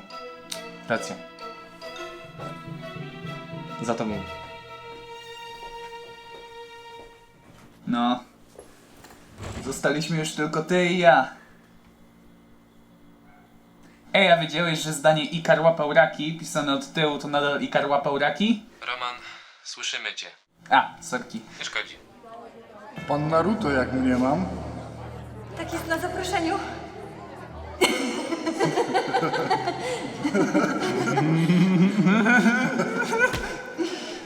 To pani Lokaj? Tak! Tomasz! Jest trochę wyobcowany. czasami nie wie, jak się zachować. Ale jest ze szlacheckiej rodziny, pięknie śpiewa, a jak biega, zasuwa wręcz. Czy zna pani może język francuski? Mam problem w konwersacji z jednym gościem. Tłumacz się nie zjawił. Ponoć szampan mu zaszkodził. Niestety nie. No cóż, ale dziękuję za rozmowę. Ja również.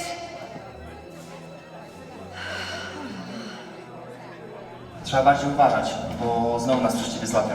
Ty co, naczelny krytyk agencki? Przypuszczam, że mam lekkie skłonności do pewnego krytycyzmu.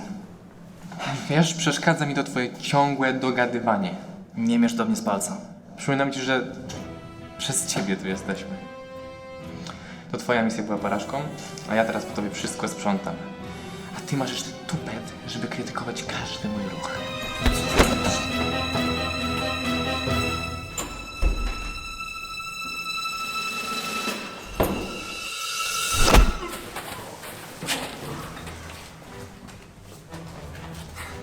Czyli pan idealny też dał się złapać. Co? Może nie jesteśmy tu przeze mnie, ale gdyby nie twoja ogólna tandetność w wykonywaniu misji, nie musielibyśmy powtarzać skoku. Więc powiedzmy, że jesteśmy kwitadin. Kej.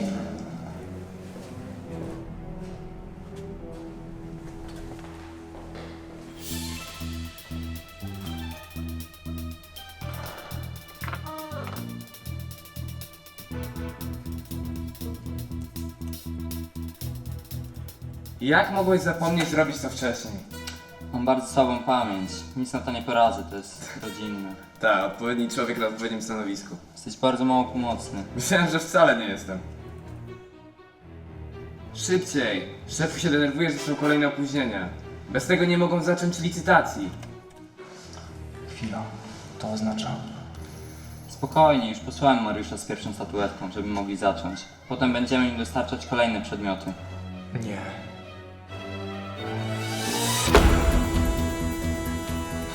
Nareszcie rozpoczynamy licytację. Jako pierwszy licytowany będzie ten przedmiot. Jest to figurka religijna, prosto z Afryki Środkowej, szacowana na około VI wiek naszej ery. Mark, słyszysz? No, niestety. Coś słyszę, że już wiesz, co się dzieje. No, niestety. Będziesz musiał zwinąć statuetkę. No, niestety. Plan jest taki. Roman, musisz podłączyć się do systemu świateł. Cena wywoławcza 10 000. Kiedy nastanie odpowiednia chwila, wyłączysz światła na sali i dasz moment dla Marka. Tak się da w ogóle? Tak, to jest zaawansowany budynek. Powinieneś mieć dostęp do systemu spokoju ochrony. Dobra, już się za to biorę.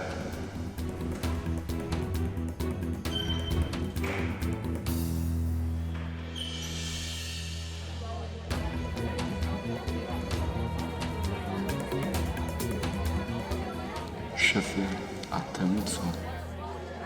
Dziwny po prostu. Mark, zanim zgasną światła, to ustaw się na tyle blisko statuetki, żebyś mógł ją niepostrzeżenie zabrać, kiedy będzie ciemno. Przecież nie zauważam. Po prostu nie zachowuj się podejrzanie. Ja wiem, że jestem czarujący, ale czarodziejem to ja nie jestem, tak? Spokojnie, Mark, dasz radę. Jest to zdanie, ja nie wiem, co ja mam poczuć. Wierzymy, że ci się uda.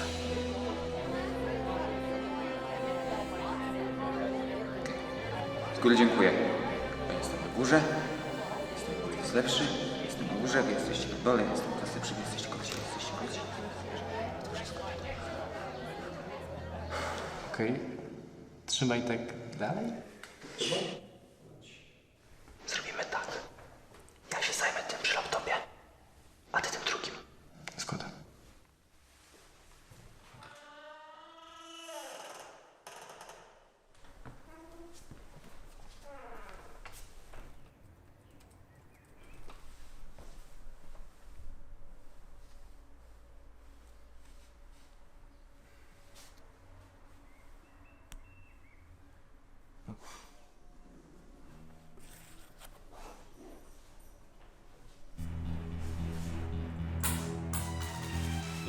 Sprawdzisz to? Tak.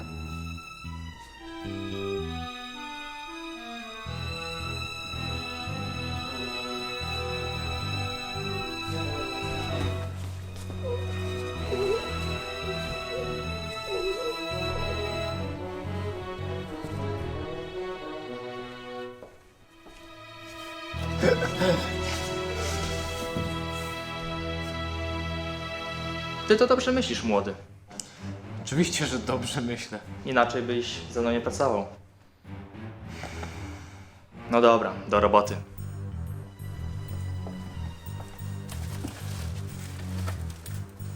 Co? O co chodzi? Wygląda na to, że Stanley zabrał też dane innych agencji. To na co czekasz? Je też powiesz? Ale to nie nasze dane. Oddamy im je jako przysługę. Jest 20 000. Będzie 21?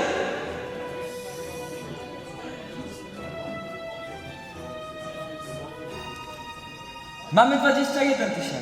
Kto da więcej?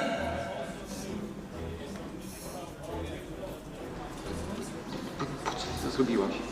Żeby stwarzać pozory. 22 000. Czy pani będzie dalej walczyć? O, widzę 23. Roman, jak ci idzie? Kiepsko. Nie mogę znaleźć wejścia do systemu. Potrzebuję jeszcze trochę czasu. 25! Co robisz? Nie mamy pieniędzy, żeby za to zapłacić. Kupuję czas. To już ostatni.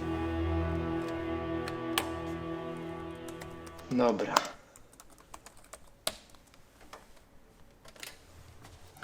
Wszystko jest tutaj.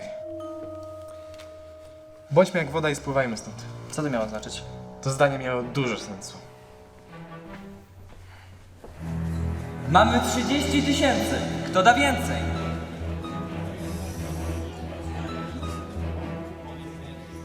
Uwaga! Po raz pierwszy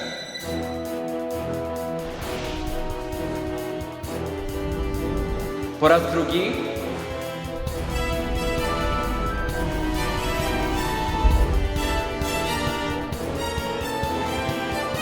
po raz 35! mamy 35.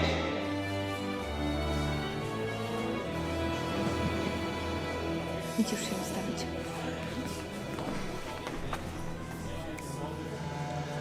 Skontaktuj się z tymi z magazynu. Gdzie jest następny przedmiot? Tak jest.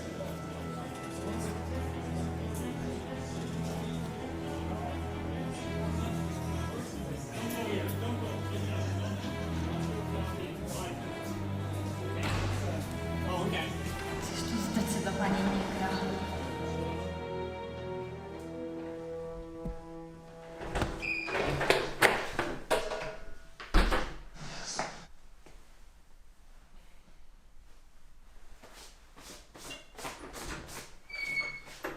Co zrobiłeś? Spławiłem go. A to nie był ten, który nas ostatnio ścigał? Nawet jeśli, to nie je rozpoznał. Może przez ubranie, no wiesz, ludzie patrzą na uniform, nie na twarz. Aha. Chodźmy. To wygląda na jakieś kulisy teatru albo czegoś takiego. Nieźle się ten Salieri urządził.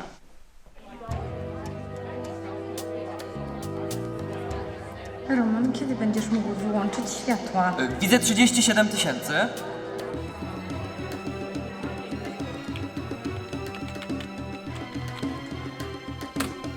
Wszedłem, mogę sterować światłami. Wyłączaj. Wyłączone.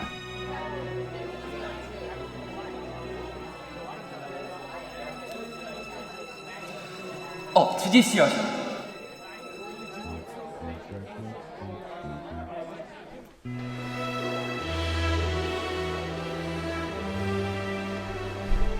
Roman, chyba coś ci nie wyszło.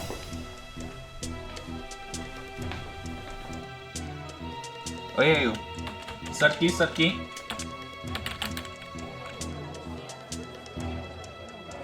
Przepraszam, ale co pan tutaj robi? Ja? Tak, pan. Podziwiam to piękne dzieło historii afrykańskiej, sztuki, tak. Mi się waż. Nie się waży, proszę pana. 50 000. To moje ostatnie słowo. O, 50 000.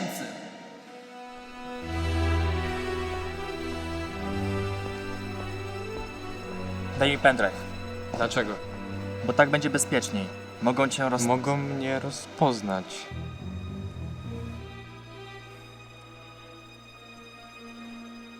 No daj mi go. Nie. Roman, co z tymi... Już rozumiem. Don Giovanni... To ty.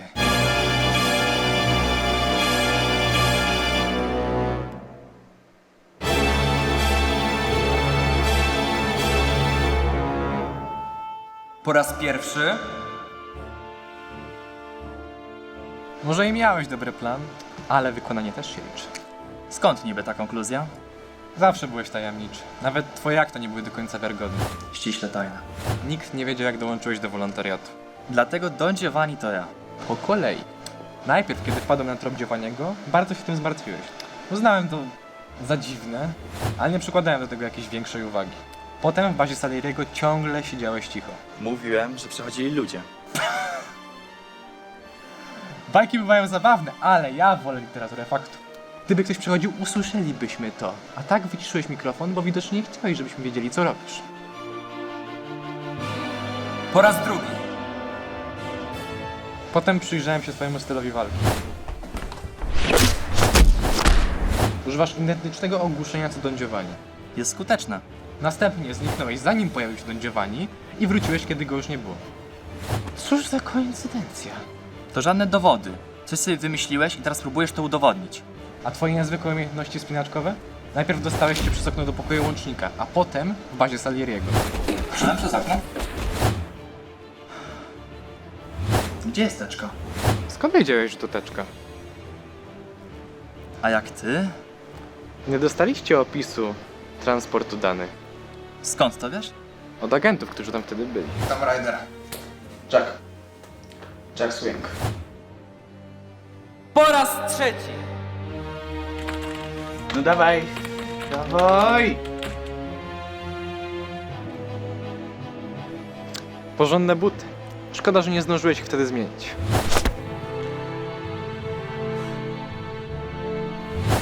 Zdałem raport do szefostwa i jeśli tego nie naprawimy, Harry pójdzie w zawieszenie, a potem go zwolnią. A teraz jeszcze raz na wszelki wypadek zagłuszyłeś naszą łączność. Dobrze, że się zorientowałem. To potwierdziło moje wszystkie przypuszczenia. Zacząłeś współpracę z Salierim. On miał ludzi i środki, co mogło ci pomóc. Jednak nie chciałeś się z nim dzielić sukcesem, dlatego dołączyłeś do wolontariatu, aby użyć naszych zasobów, żeby wykraść Salieriemu dane, które wcześniej wykradliście nam? Strasznie to pogmatwane. Po co ty tak kombinowałeś? Jeszcze przekapaciłeś jego ludzi, żeby pracowali dla ciebie. Bo mam rozumieć, że dlatego tamten cię nie rozpoznał, nie? Ale na pewno nie namówiłeś wszystkich. Inaczej nie bylibyśmy ci potrzebni. Zgaduję, że nie wszyscy chcieli współpracować z mrocznym typem w czarnych szatach. Tak też w sumie było w Harry Potterze. Jak ty do tego doszedłeś? Przecież ty nie myślisz. Wiesz, to jest jak trzęsienie ziemi na Islandii. Niby niemożliwe, a jednak się zdarzy. Ty jesteś żart, a nie agent. Najpierw jesteś zaskoczony moimi umiejętnościami, a teraz mówisz coś takiego? Czuję się urażony. Nie bierzesz tej pracy na poważnie. Żartujesz sobie, nie skupiasz się. Żart już to nigdy w życiu nikomu nie zaszkodził, a tak czy siak cię zdemaskowałem. Jesteś najgorszym tajniakiem, jakiego poznałem. Może i nie jestem najlepszy w swojej branży. Mam problemy z dyskretnością, a moje misje kończą się zbyt brawurowo. W końcu to przyznałeś. Tak, ale tym się właśnie różnimy.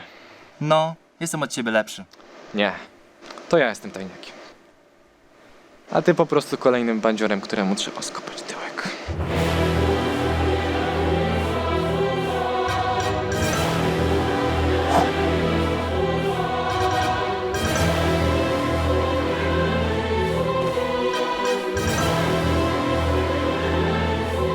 Sprzedany! Zapraszam pana po odbiór statuetki.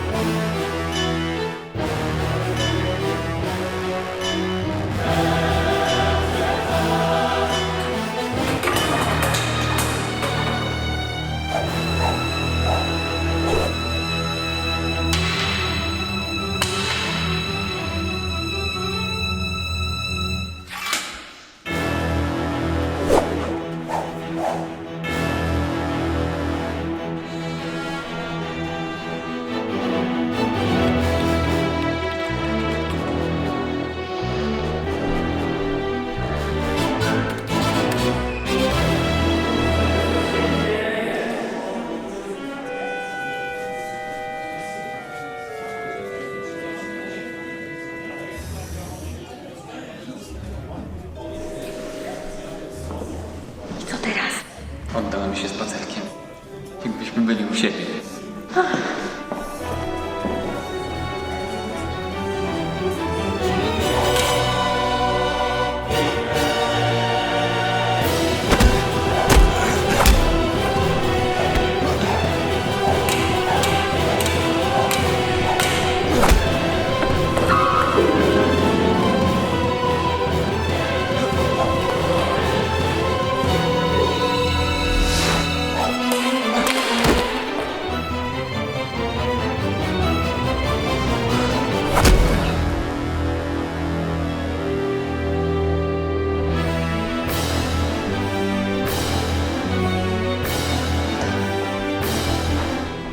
Dlaczego nie zabrałeś statuetki?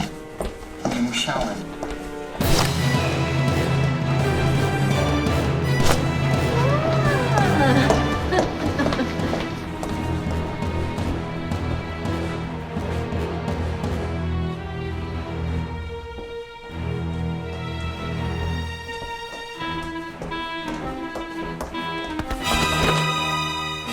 Nie, proszę, więzienie do mnie nie pasuje, ja mam wolność we krwi.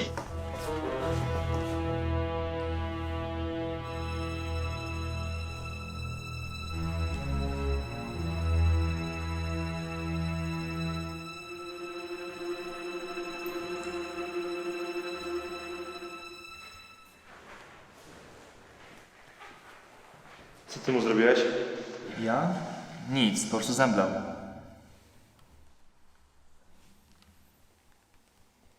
Przyznaj się.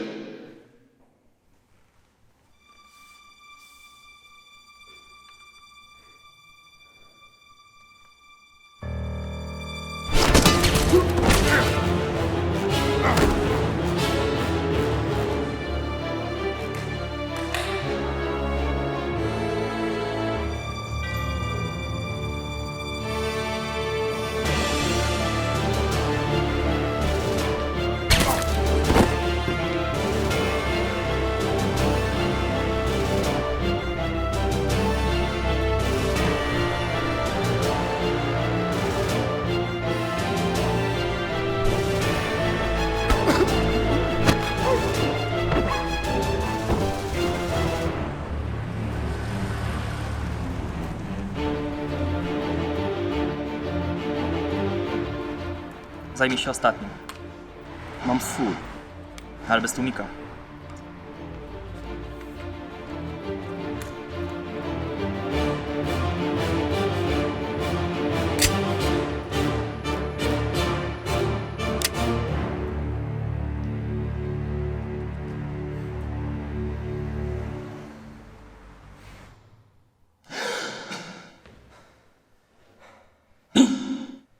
Ej, co tu się stało?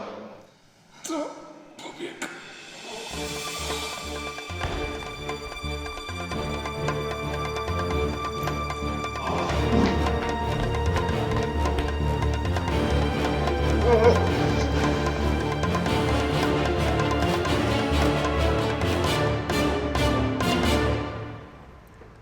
Powinieneś być martwy.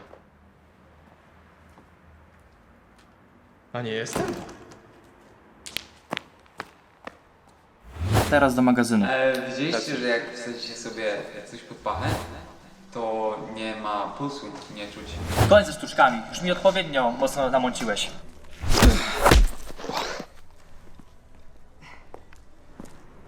Wiesz, mątna woda brzegi rwie, jak to niektórzy mówią. Nie podoba mi się Kant. Przepraszam, że nie spełniłem twoich wymogów estetycznych. Kane poza tym. Kant to był taki filozof. Nie podoba mi się twój stosunek do życia. Żartujesz sobie w takich sytuacjach. Nie, poważnie. Żył chyba w XVIII wieku? Może XIX? Może w obu? Puszczaj mnie!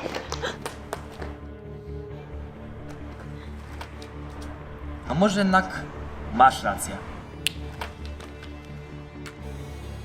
Kiedyś będziemy się śmiać z tego wszyscy. No może nie wszyscy.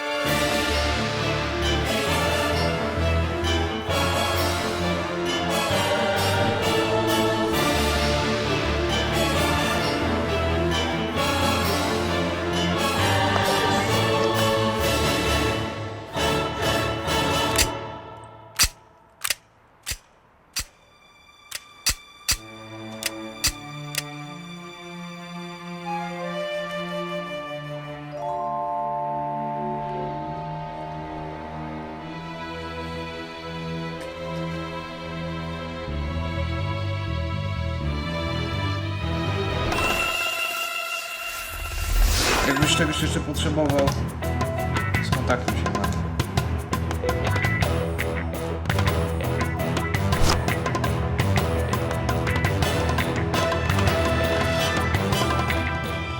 Będę potrzebować waszej pomocy. No, że tego nie czuję. Zdalnie? Pewnie, że zdalnie.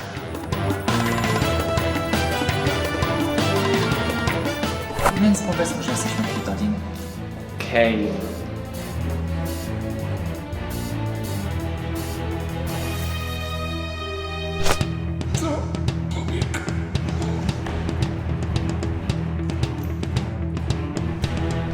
Znajdźcie Marka i Karen. Brat pewnie już zlecił pojmanie Romana temu ochroniarzowi Salieriego. Robi się.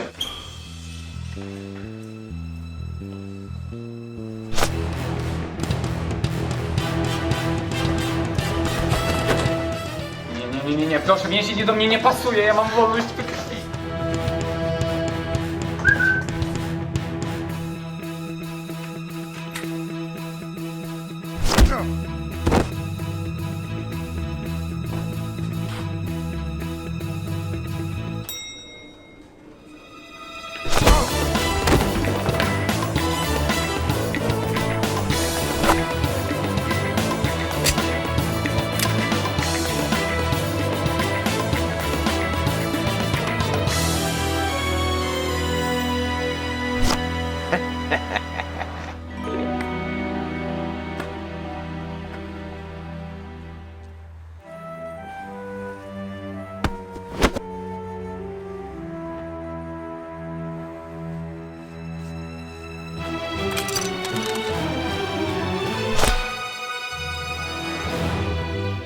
Nigdy nie powtarzaj swoich ruchów.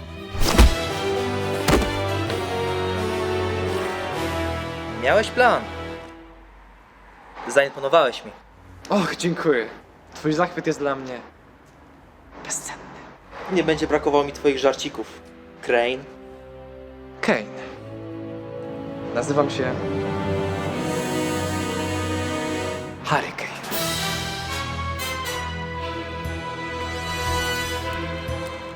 Ty w ogóle, skąd okulary? On je cały czas miał przy sobie? Nie wiem, może zwinął komuś. Wiesz, winne palce po latach gry na saksofonie. Co to w ogóle ma znaczyć? Do interpretacji własnej? Cokolwiek widzi w tych okularach? Chyba nie.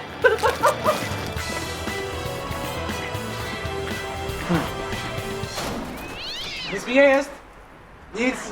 A nic! Panowie, spisaliście się na medal. Dzięki. Nie wy. Pogadam z szefostwem, może znajdzie się dla was jakaś podwyżka, a kto wie, może nawet awans. Zabierzcie ich do bazy. O cóż, proszę. Spoko. Dzięki. Wszystko by się udało, gdyby nie te wścibskie dzieciaki.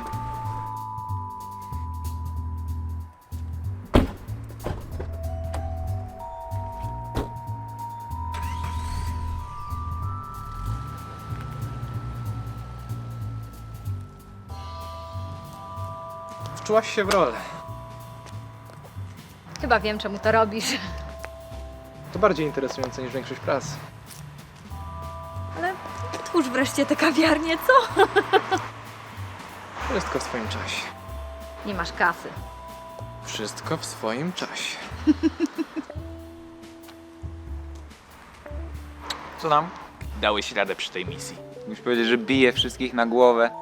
Jestem wyniosły i doniosły. Ale tak nie powiem. Zamiast tego zaproponuję ci posadę w wolontariacie. Nie, dzięki. Wolę jak mi płacą. To tylko nietrafiona nazwa. W ogóle, dlaczego taka w takim razie? Sam nie wiem, to chyba jakiś nieśmieszny żart, który dawno stracił znaczenie.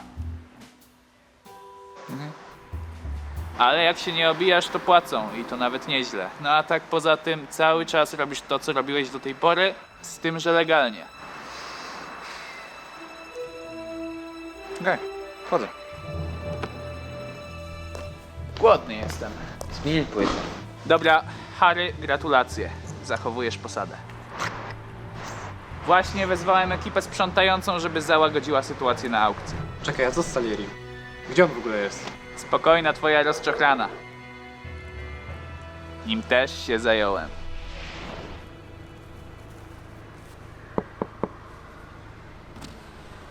Dobry.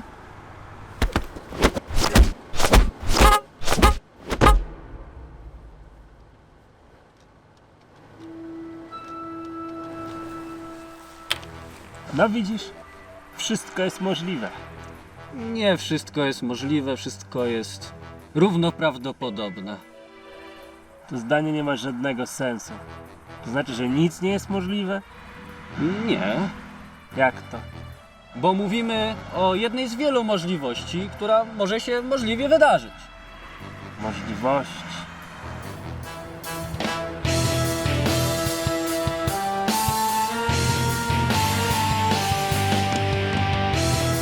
A kto to jest w ogóle? Serio? No co? Horror Związku Radzieckiego się powtórzył, ty się nie doinformujesz.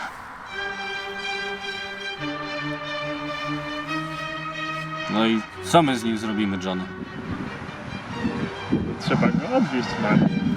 No, trzeba go odwieźć.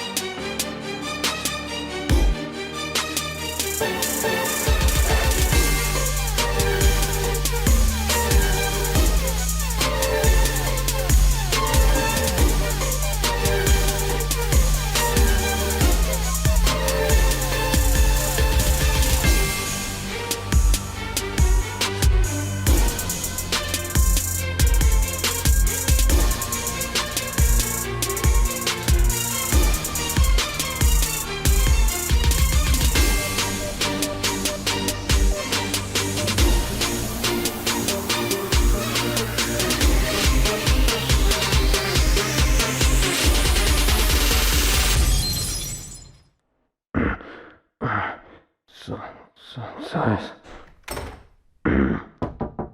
Halo? Halo, jest tam kto? To on. To on.